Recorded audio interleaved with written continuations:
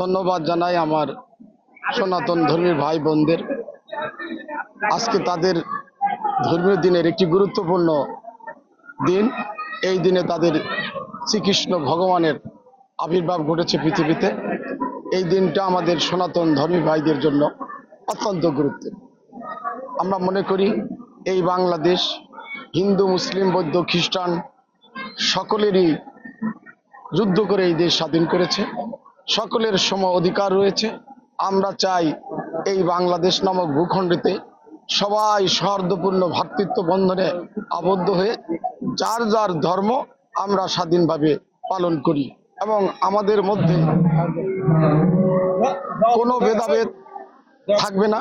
আমরা একে পাশাপাশি দাঁড়িয়ে এই বাংলাদেশের সকল ধর্মীয় অনুষ্ঠান সবাই যেন স্বাচ্ছন্দ্য উপভোগ করতে পারে, সেই বাংলাদেশ আমরা দেখতে চাই। ভগবান শ্রীকৃষ্ণের, পরমেশ্বর শ্রীকৃষ্ণের শুভ জন্মদিন, এই আবির্ভাব তিথিতে আমরা এমন একটা সুন্দর একটা দিন আশা করে থাকি।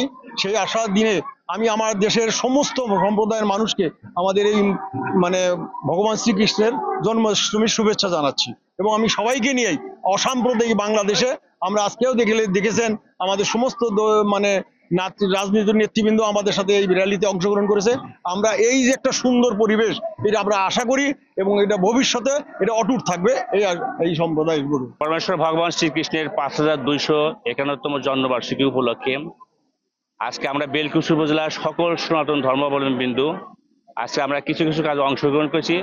আজকে আমাদের বেলকুচি উপজেলার সকল মন্দিরের ভক্তবৃন্দ এবং মন্দির ভিত্তিক শিশু ও গণশিক্ষা কার্যক্রমের ছেলেমেয়েরা, বিভিন্ন প্রাথমিক বিদ্যালয় এবং হাই স্কুলের ছোট ছোট ছেলেমেয়েরা আমাদের এখানে এসেছে। আমাদের আজকে অনুষ্ঠান হচ্ছে, র্যালি হয়েছে। র্যালির পরে হচ্ছে আমাদের চিত্রাঙ্কন, মন্ত্র বা শ্লোক আবৃত্তি, রচনা প্রতিযোগিতা। আজ এমন একটা বাংলাদেশ আমাদের, যেখানে আছে জেলে পাড়া, যেখানে আছে কুমার পাড়া, যেখানে আছে কর্মকার পাড়া। এই যে পাড়া ভিত্তিক, আমার বলা হয় যে এই পাড়া ভিত্তিক বিশ্বের কোথাও এরকম নাই। আমরাও আগের মতোই এই অসাম্প্রদায়িক বাংলাদেশ গড়ে তুলতে চাই এবং আমরা সবাই হিন্দু, মুসলিম, বৌদ্ধ, খ্রিস্টান সবাই মিলিতভাবে একসাথে বসবাস করতে চাই।